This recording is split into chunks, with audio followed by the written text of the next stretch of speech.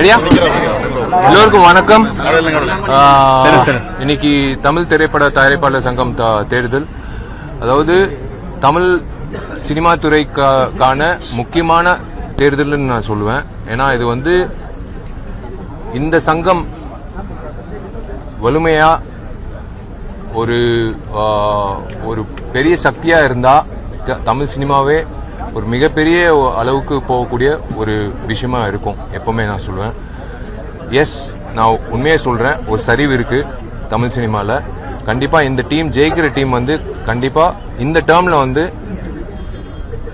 வரக்கூடிய ப்ரொடியூசர்ஸும் இருக்கிற ப்ரொடியூசர்ஸும் நலிந்து போன ப்ரொடியூசர்ஸும் எல்லாரும் சேர்ந்து மறுபடி ப்ரொடியூஸ் பண்ணணும். தயாரிப்பாளர்களா மறுபடி வரணும். வெறும் நான் தயாரிப்பாளர் அப்படின்னு சொல்லிக்க கூடாது, படப்பிடிப்புல சொல்லணும். அதுதான் என்னோட ஆசை. எல்லாரும் படம் எடுக்கணும், எல்லாரும் மறுபடி படம் எடுக்கணும், எல்லாரும் மறுபடி சம்பாதிக்கணும், செழிப்பா இருக்கணும் இந்த தமிழ் சினிமா. அதான் என்னோட ஆசை. இந்த டீம் எந்த டீம் ஜெயிக்குதோ என்னோட கோரிக்கை ஒரே ஒரு விஷயம் தான், தயவு செஞ்சு தோத்தவங்களோட சேர்ந்து நீங்க எல்லாரும் ஒற்றுமையா இருந்து, ஏன்னா நீங்கெல்லாம் முதலாளிங்க, நம்மளாம் முதலாளிங்க, நானும் தயாரிப்பாளர் தான். நம்மளாம் சேர்ந்து ஒற்றுமையா இருந்தோம்னா இந்த மாதிரி ஒரு சக்தி யாராலையும் உடைக்க முடியாது. ஏன்னா இது நான் ஒரு பொதுச் செயலர், நடிகர் சங்கம் பொதுச் செயலர் நான் சொல்லலாம், ஒரு தயாரிப்பாளராக சொல்லலாம், நான் ஒரு வாக்காளராக சொல்லலாம், நான் ஜென்ரலா வெளியிலிருந்து பாக்குற ஒரு தமிழ் சினிமா ஆடியன்ஸா நான் சொல்லுவேன். சின்ன திரைப்படங்கள் வாழணும்.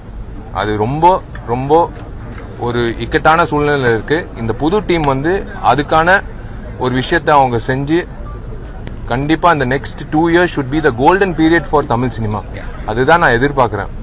I am hoping that the president and the entire team, இந்த வரக்கூடிய இந்த elected team should work together, forget about failure and success.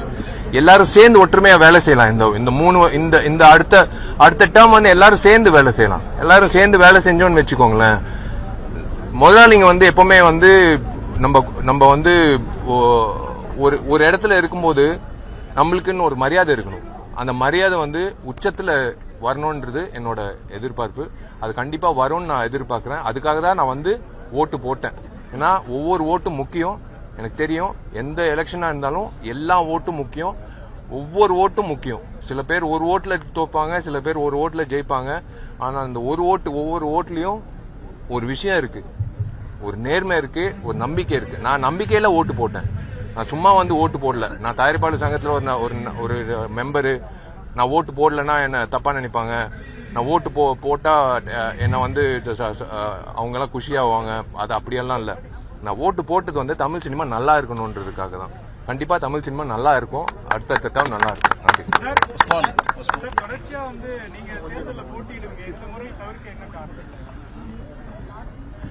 Building final stage வந்துருச்சு. கடைசி நாங்க வச்ச வாக்குறுதியில அது முடிகிற நிலைக்கு வந்துருச்சு. அதுல கவனம் செலுத்துறோம். வந்துருச்சு ஆல்மோஸ்ட் இன்னொரு 1.5 monthsல. ஸோ அது பெரியவங்க இருக்காங்க எப்பவுமே. நான் ஒன்று சொல்றேன் கேளுங்க. போன வாட்டி நான் நிக்கிறது காரணமே பெரியவங்க யாருமே நிக்கல. நான் கேட்கும் போது இந்த வாட்டி பெரியவங்க எல்லாரும் நிக்கிறாங்க, சீனியர்ஸ் நிக்கிறாங்க. எல்லாரும் சினிமா நல்லா அறிஞ்சு நல்லா தெரிஞ்சவங்க இருக்காங்க, நல்ல அறிவாளிங்க இருக்காங்க. ஸோ அவங்க நிக்கட்டும். ஸோ தயாரிப்பாளர் சங்கங்கள் இப்போ நிறைய படங்கள் எடுக்கிறாங்க. ஆனா இந்த சென்சார்ல போய் படங்கள் சிக்கி கொள்றத எப்படி ஹேண்டில் பண்ணணும்னு பாக்குறீங்க?